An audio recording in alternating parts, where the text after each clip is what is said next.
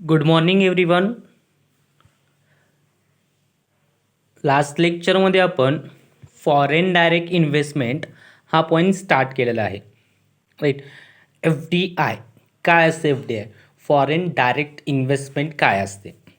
In the earlier 1990 the government of India started amending the norms capping foreign direct investment in certain sector. जी काही आपली Indian government आहे त्या Indian गव्हर्मेंटमधनं foreign investment start केली आहे. Right. The liberalisation act of 1991 cleared the path of FDI. Maharashtra has been consistently ranked as the numbers one investment destinations in India. महाराष्ट्रासारख्या स्टेटमध्ये जी काही फॉरेन डायरेक्ट इन्व्हेस्टमेंट आहे ती investment आता वाढायला लागली. Right. The state had remain in the forefront in the terms of FDI inflow in the country. FDI inflow in Maharashtra since April 2000 till September 2017 was 6,11,760 crores, which is 31% of total FDI inflow at all Indian level. Total FDI पैकी April 2020 पासून September 2017पर्यंत total foreign direct investment किती होती रे महाराष्ट्रामध्ये? 6,11,760 कोटी crores. Right. आणि total शेअर्सपैकी 31% हे टोटल FDI ही महाराष्ट्र लेवलला आहे. तर यामध्ये काही प्रॉब्लेम्स आहेत. इंडस्ट्री सेक्टरमध्ये जी काही FDI आहे यामध्ये काही जनरल प्रॉब्लेम्स आहेत. काय प्रॉब्लेम्स आहेत? फर्स्ट काय सांगितले? Delay in government procedure. जी काही गव्हर्मेंटची प्रोसिजर आहे त्या प्रोसिजरमध्ये खूप सारा टाईम लागायचा. म्हणजे ज्यावेळेस आपण एखादी सेक्टर किंवा एखादी फॅक्टरी जर आपल्याला स्टार्ट करायची असेल किंवा एखाद्या प्रोजेक्टमध्ये जर आपल्याला इन्व्हेस्टमेंट करायची असेल तर त्यासाठी जे काही गव्हर्मेंट प्रोसिजर आहे ती प्रोसिजर ही खूप डिले असायची. Second, lack of opportunity for skill development. जे काही स्किल डेव्हलपमेंट आहेत त्यांसाठी अपॉर्च्युनिटी नसायची. म्हणजे स्किल डेव्हलपमेंट एम्प्लॉईज असतील तर त्या एम्प्लॉईजला या सेक्टरमध्ये अपॉर्च्युनिटी म्हणजे संधी भेटायची नाही. Third one, lack of updated technology. जी काही आपण टेक्नॉलॉजी यूज करतो ती टेक्नॉलॉजी अपडेटेड नसायची. त्यामुळं काय व्हायचं रे बेटा की प्रोडक्शन कमी प्रमाणात व्हायचं. जर आपण टेक्नॉलॉजी अपडेटेड यूज केली तर प्रोडक्शन प्रोसेस इन्क्रीज होते. राईट. त्याचा इफेक्ट इकॉनॉमीवर होतो. पण जर टेक्नॉलॉजी जर अपडेटेड यूज करत नसाल तर प्रोडक्शन प्रोसेस ही डिक्रीज होते आणि त्याचा इफेक्ट अल्टिमेटली इकॉनॉमीवर होतो. Right. First problem is what? Delays in government procedure. Second, lack of opportunity for skill development. Third one, lack of updated technology. Fourth one, lack of infrastructure facilities. जे काही infrastructure facility आहे, road रस्ते असतील, परत infrastructure facility जी काही आहे ती facility ही खूप कमी प्रमाणात असायची. For example, first industry to जर मार्केट जायचं असेल तर जी काही infrastructure facility, for example road, तर कुठले रस्ते पक्के असायचे, कुठले रस्ते कच्चे असायचे. त्यामुळं जी काही आपली ट्रान्सपोर्ट आहे ट्रान्सपोर्टमध्ये अडथळे यायचे. Like lack of infrastructure facility. त्यानंतर lack of motivations to new entrepreneurs. जे काही नवीन एंटरप्रेन्युअर्स आहेत त्यांना काम कसं करायचं किंवा आपल्याला काम काय आहे किंवा त्यांना मोटिवेट कसं करायचं हेही या FDIमध्ये फॉरेन डायरेक्ट इन्व्हेस्टमेंटमध्ये सांगितलं जायचं नाही. त्यामुळं काय व्हायचं रे बेटा की असे काही इंडस्ट्रीयल सेक्टरमध्ये प्रॉब्लेम्स यायचे. जे काही नवीन एंटरप्रेन्युअर्स आहेत त्या नवीन एंटरप्रिन्युअर्सला मोटिवेटेड करायचं नाही किंवा त्यांना काम काय आहे किंवा कसं करायचं आहे, आपली प्रोडक्शन प्रोसेस कशी वाढवायची आहे याबद्दल काही नॉलेज द्यायचं नाही. त्यामुळे काय व्हायचं की त्यांचं जे काही प्रोडक्शन आहे त्या प्रोडक्शनमध्ये इंडस्ट्रीयल सेक्टरला थोडासा फटका बसायचा, राईट. त्यानंतर lack of development programs. Last one, lack of development programs. जे काही डेव्हलपमेंट प्रोग्राम्स आहेत, फॉर एक्झाम्पल माझी इंडस्ट्री मी कशी इन्क्रिमेंट करेल, माझ्या इंडस्ट्रीमध्ये डेव्हलपमेंट कसे करायचे आहेत, कुठल्या प्रकारचे प्रोडक्ट यूज केल्यानंतर किंवा कुठल्या प्रकारचं रॉ मटेरियल यूज केल्यानंतर माझं प्रोडक्शन इन्क्रीज होईल, कुठली टेक्नॉलॉजी यूज करायची आहे, राईट. म्हणजे डेव्हलपमेंट जे काही प्रोग्राम्स आहेत, प्रोडक्शन प्रोसेस इन्क्रीज होण्यासाठी जे काही प्रोसिजर लागते ती प्रोसिजर व्यवस्थित करायची नाही, म्हणजे लॅक ऑफ डेव्हलपमेंटल प्रोग्राम्स. आणि त्यानंतर रिजनल्स इम्बॅलन्स यायचं, राईट. किती प्रॉब्लेम्स? 7 प्रॉब्लेम्स पाहिले बेटा. First, delay in government procedure. Second, lack of opportunity for skill development. Third one, lack of updated technology. Fourth one, lack of infrastructure facility. Fifth one, lack of motivations to new entrepreneurs. Sixth one, lack of development programs. And last one, regional imbalance. ठीक आहे. हे industrial सेक्टरमधले काही problems आहेत ज्यामुळे industrial सेक्टरची growth होणे कुठंतरी कमी होते. जिथे इंडस्ट्रीयल सेक्टर ग्रोथ करू शकतं त्या ग्रोथमध्ये काही ना काहीतरी प्रॉब्लेम्स येतात. प्रोडक्शन प्रोसेसमध्ये असेल, टेक्नॉलॉजीमध्ये असेल, एंटरप्रिन्युअर्समध्ये असेल, या सेक्टरमध्ये किंवा या कारणामुळे इंडस्ट्रीयल सेक्टरची ग्रोथ ही थोडी कमी होते, राईट. त्यानंतर नेक्स्ट पॉईंट आहे measures undertaken by the government for industrial development. Economic survey of Maharashtra 2017-18. काय आहेत पाहूया one by one, right. 5 point दिलेले आहेत.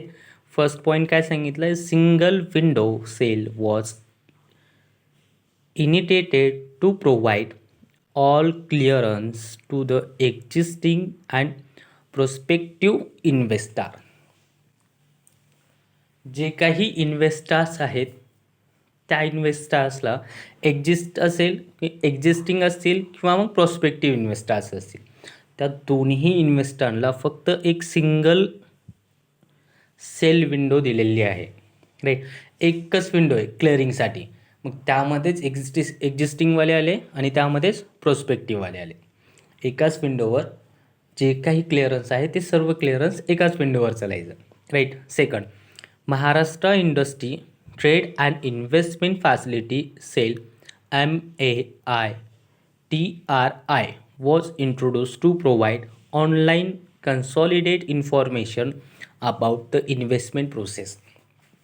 जे काही इन्व्हेस्टर्स आहेत त्या इन्व्हेस्टर्सला ऑनलाईन इन्फॉर्मेशन प्रोव्हाइड करून देण्याचं काम केलं जायचं. कशाद्वारे? Maharashtra industry trade and investment facilitation cell MAITRI या स्कीमनुसार जे काही इन्व्हेस्टर्स आहेत त्या इन्व्हेस्टरला इन्व्हेस्टमेंट प्रोसेस किंवा इन्व्हेस्टमेंट प्रोसेसबद्दल जी काही इन्फॉर्मेशन आहे ती इन्फॉर्मेशन प्रोव्हाइड केली जायची. Third one, award for export performance, space rent, subsidies are provided to small scale industry to encourage participations in international exhibitions.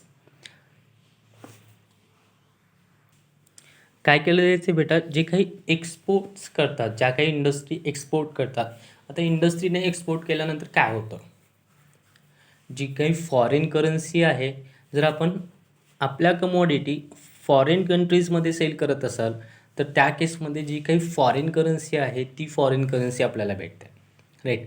म्हणजे जर कमॉडिटी जर तुम्ही एक्सपोर्ट करत असाल आपल्या कंट्रीतून दुसऱ्या कंट्रीमध्ये तर त्या कंट्रीची जी काही करन्सी आहे ती करन्सी आपल्याकडे यायची, राईट.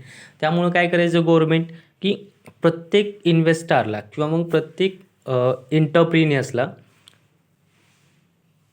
इन्करेज करायचं कशासाठी, पुढे एक्सपोर्ट करण्यासाठी. मग ते स्मॉल असतील, मीडियम असतील किंवा लार्ज इंटरप्रिनर्स असतील. Fourth, creations of special economic zone to boost industrial growth. जे काही स्पेशल इकॉनॉमिक झोनमधले इन्व्हेस्टर्स आहेत त्या इन्व्हेस्टरला इंडस्ट्रियल ग्रोथ करण्यासाठी बूस्ट करणे म्हणजे त्याला पुशअप करणे, त्यांना थोडीशी मदत करणे किंवा मग त्यांचं जे प्रोडक्शन आहे प्रोडक्शन इन्क्रिमेंट कसं होईल त्याबद्दल इन्फॉर्मेशन सांगणे, राईट.